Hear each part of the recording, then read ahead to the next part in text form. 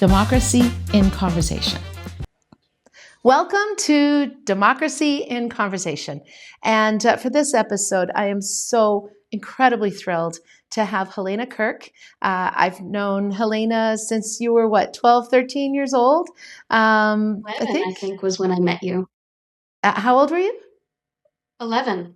11. Okay. So I am absolutely thrilled to see you. And you're 19 now? I'm 20.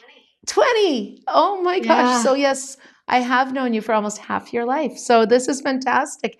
And this particular episode is really special because I particularly find you have a story and a journey that has really had a lot of impact on a lot of people, and at a very young age. So one of the things we're doing with this podcast is I want people to see that they can really make a difference when they're engaging in politics and democracy, and even children can make a difference. So to get started, why don't you tell me a little bit about the first time we met?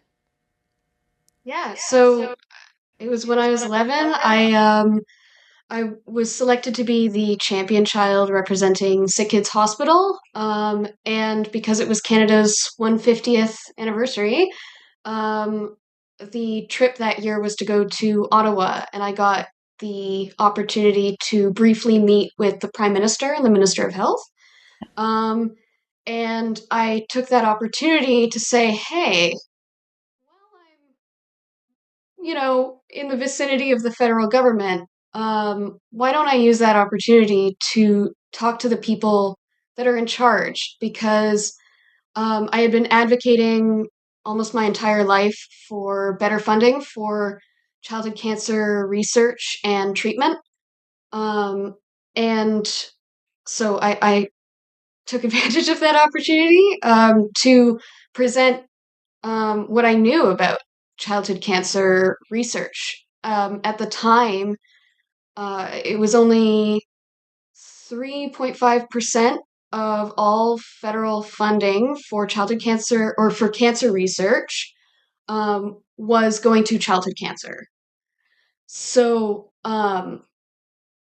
I presented the stories of my friends along with the facts, and told I got to meet you. I got to meet Nathaniel Erskine Smith, and I got to meet Kirsty Duncan, who will be missed.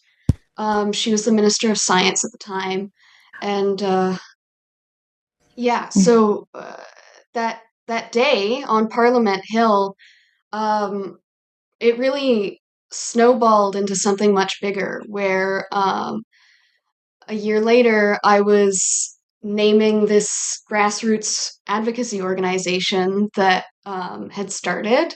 Actually, it was my mom that ended up naming it Helena's Hope, which is Yeah. actually a play on my sister and I's names. My little sister's name is Hope because she was born near the end of my treatment. But what came out of that day on Parliament Hill was I had garnered support from my community and through with clinicians from Sick Kids Hospital and members of Parliament, like yourself. You have been a big part of this from the very, very beginning. Um, and that resulted in $30 million from the federal government, Mm-hmm. as well as systemic changes that will last for years to come, such as the opening of the Office of Pediatrics in Health Canada, which is huge. Yeah. While we were doing our advocacy, the first drug was approved for kids with cancer on the same day it was approved for adults, which was also a really big thing. Here you are in Parliament Hill. And if I recall, we were in the lobby of the House of Commons when we met. And most 11-year-olds, they're not out there making pitches to members of Parliament. What was that like? Well, I mean, most 11-year-olds also didn't have cancer and survive. Um, so I, as a kid, having also survived cancer and having seen friends both survive cancer and not survive cancer, um, I had skin in the game. I had a lot of skin in the game. So I had this opportunity. I was at Parliament Hill and I wanted to talk to important people, people who had the power to make changes for the lives of my friends because I was out of cancer, well out of cancer treatment by that time, but I still had friends who were fighting for their lives. And so I was on Parliament Hill and I got to meet with you. I got to meet with the Prime Minister, the Minister of Health, the Minister of Science, who was Kirsty Duncan at the time.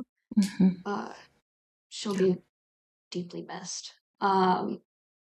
And I also got to meet Nathaniel Erskine Smith very soon after. And I really just told the stories of my friends. And some of them had gained access to clinical trials and survived when we really didn't think there was any hope anymore. And I had friends who unfortunately had to be put into palliative care because they couldn't come up with the funds to be in a clinical trial. And so, you were just saying that you called your, I guess, advocacy, you called it Helena's Hope. And, this was a play of words on you and your sister, but the word hope means a lot. And maybe talk a little bit about what motivated you. I mean, you were in remission. You could have been like any other kid and just gone on with your life, but you decided to turn it to advocacy. You decided at that young an age, you decided to actually take your experience and try to make a difference for others and give other people hope.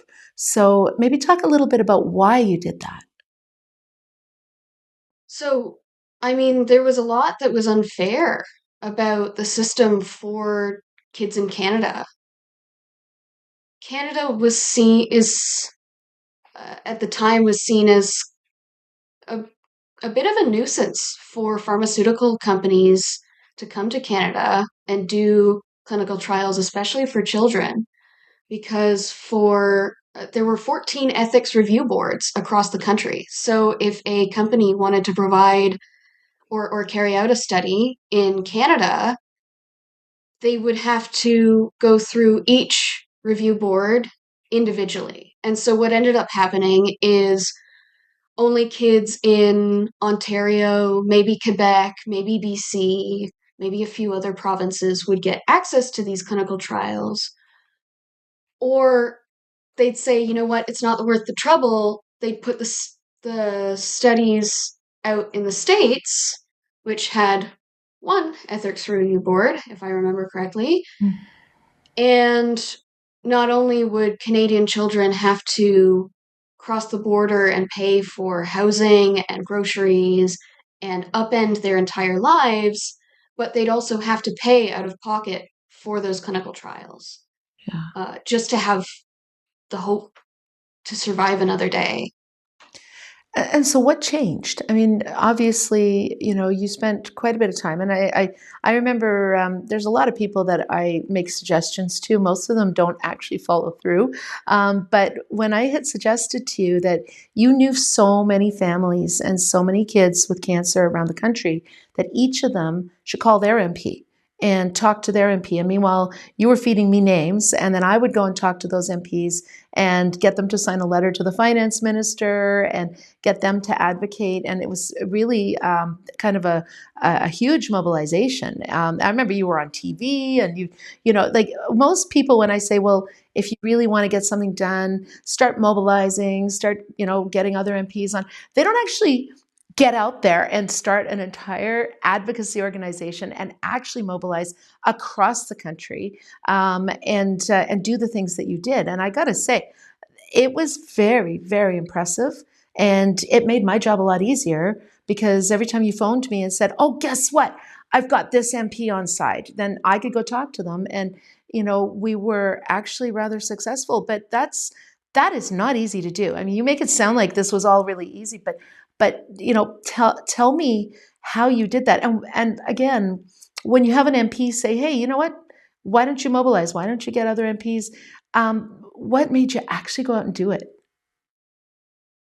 Well, I mean, first of all, I make it sound easy because when you have really good partnerships like you who Oh, are having those conversations both on the floor and in the rooms that we can't see as citizens, that makes my job easier as well. And I think that's really central to having a national movement like that is good partnerships, and I think community is also very important for that. The childhood cancer community is a very very tight knit community globally, and part of that is because many kids in Canada have to travel to the same 10 hospitals to get treatment, but we all know each other and we all support each other in every way we can because you know, there's a lot of emotional fatigue that comes with both uh, being in the cancer world, as we call it, but also for everyone around you. And a lot of the times that means that people outside your family, you know, they get that emotional fatigue, and we see that in every issue. Um, so I'd really say that community coming together and having good partnerships with your community and having good partnerships with people in power, people who can do something, people who know things like clinicians, researchers.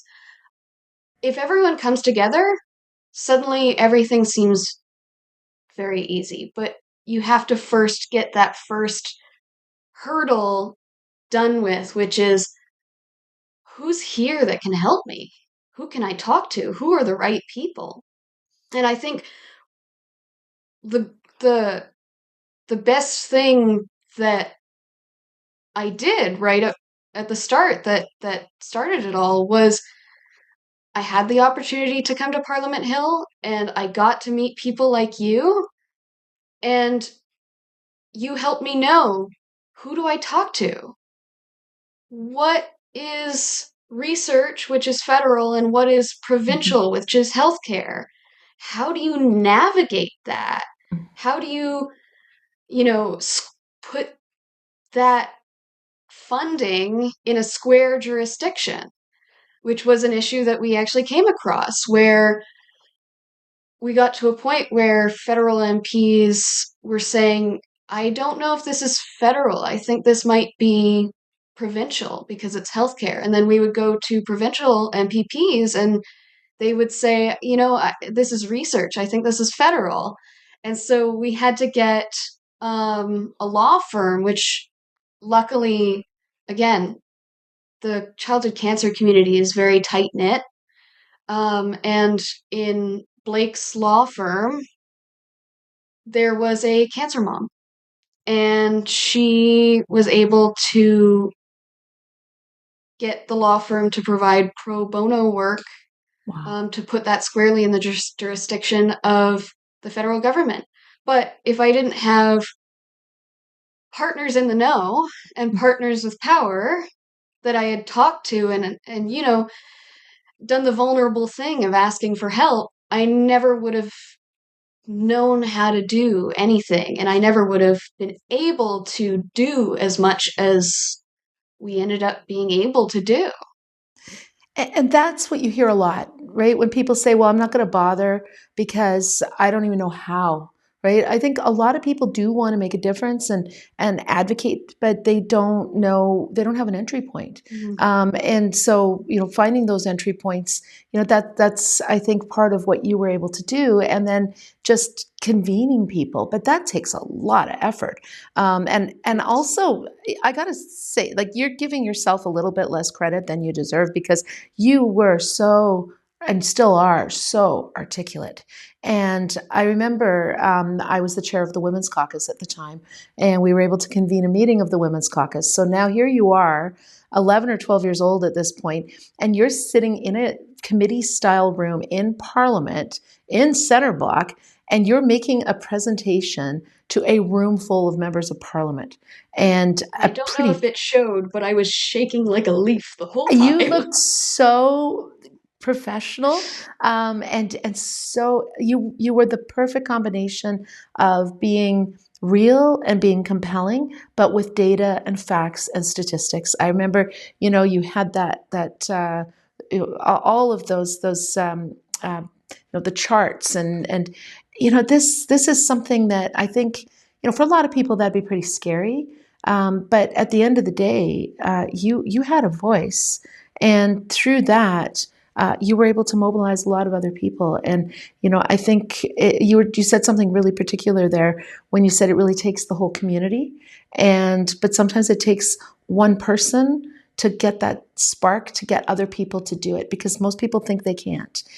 So to other young people who are thinking, yeah, but she's I can't be like her. There's no way. I mean, that was just what do you say to young people that I know this issue is was a very very difficult issue, but there's a lot of issues that young people care about, but they have no idea how to talk to politicians. What would you say to other young people about how to talk to politicians? It's, you know, it's scary. It is. It like We're not scary. I remember. Yeah, yeah, because you run the country, and I was an 11-year-old girl, and I had been doing advocacy for a while, and I had been in rooms where I have heard the phrase many times, "What do you know? You're 11. What Oh, do you know? You're 6." Because I was doing the first time I ever uh, was on, I think it was CP24, was when I was like 4 years old. So I've been doing advocacy for a while. But, I had heard many times, "What do you know? You're a kid."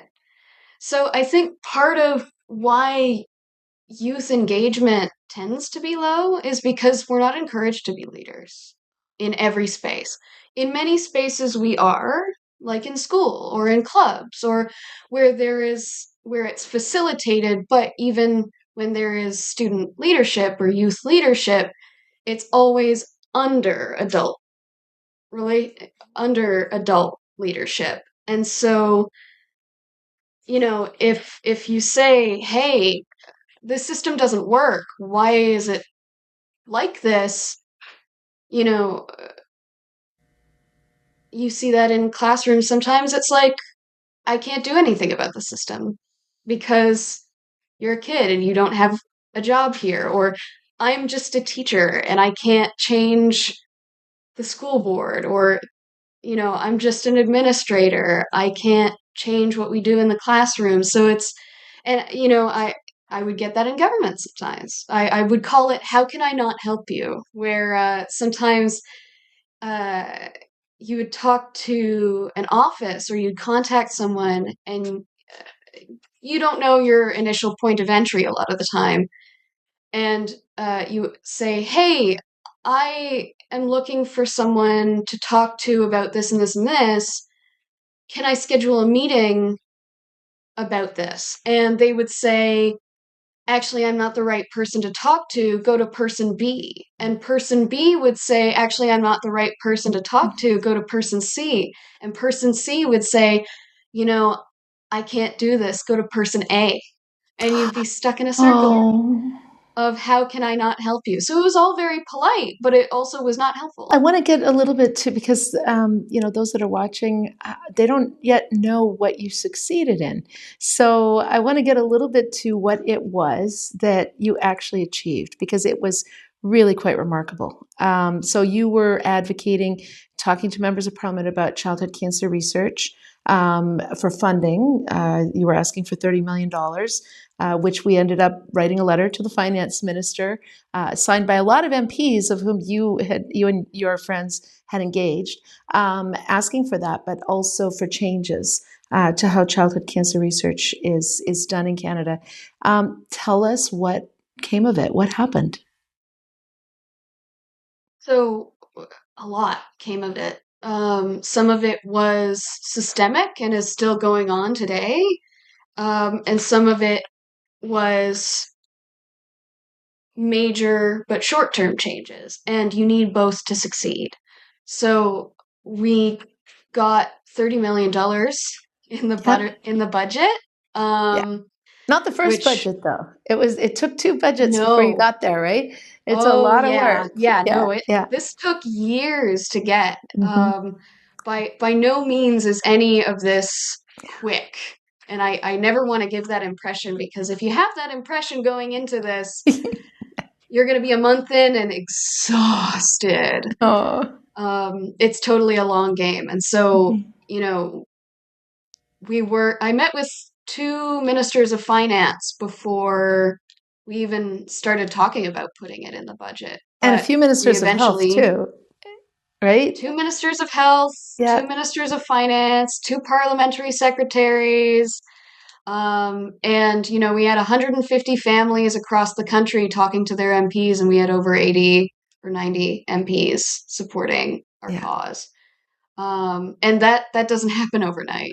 That happened over years and years and years. And that really did move the dial. I mean, it did make a huge difference. But tell me now what are you doing now? Like, what is your? I know you're in your university. So what I know that you care a lot about climate. I know that what is it that you're doing right now?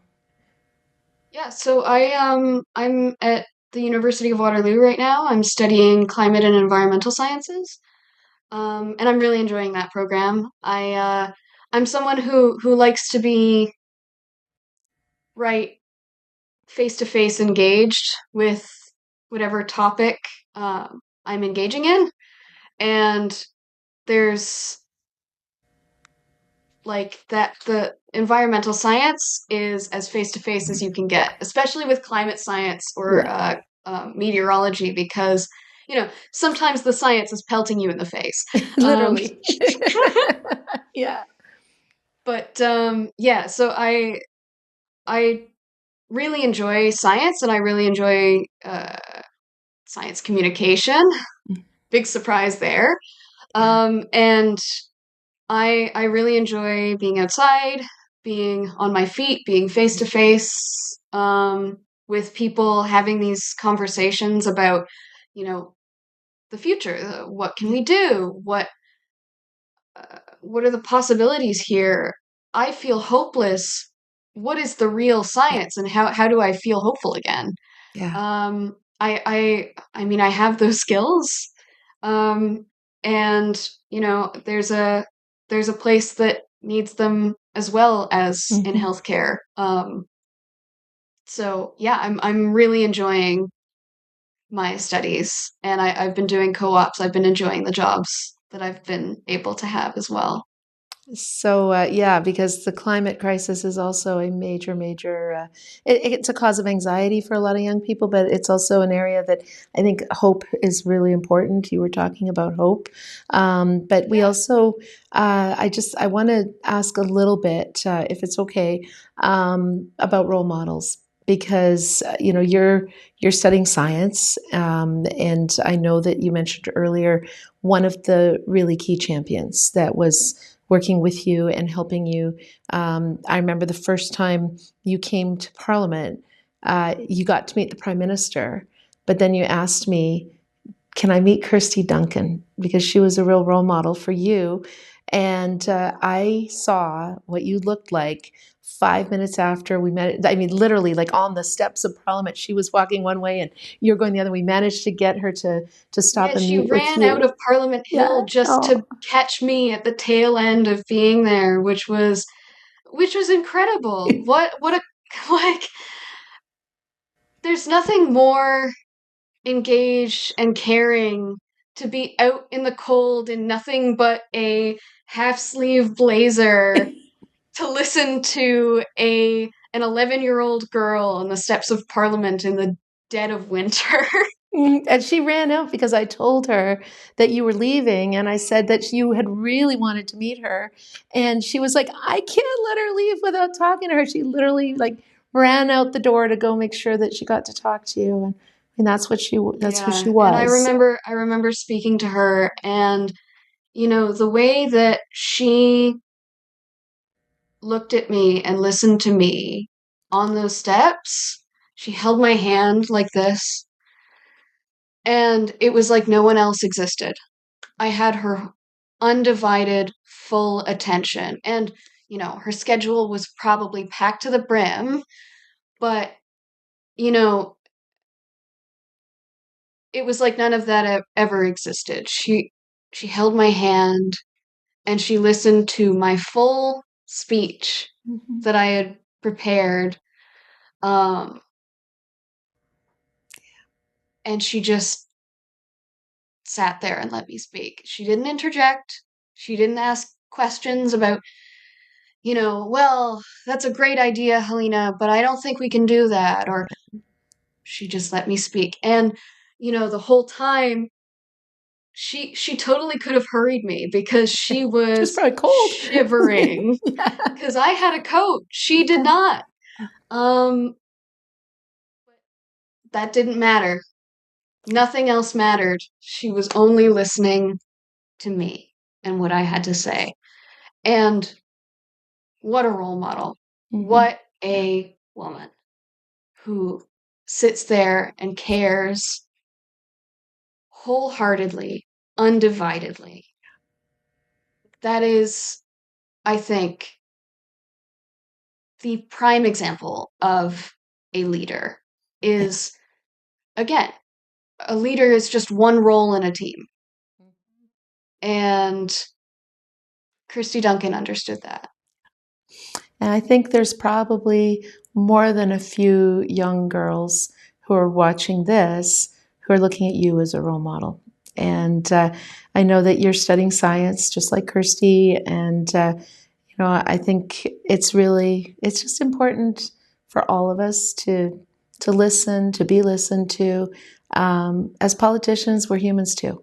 And I think, I have changed because of meeting you.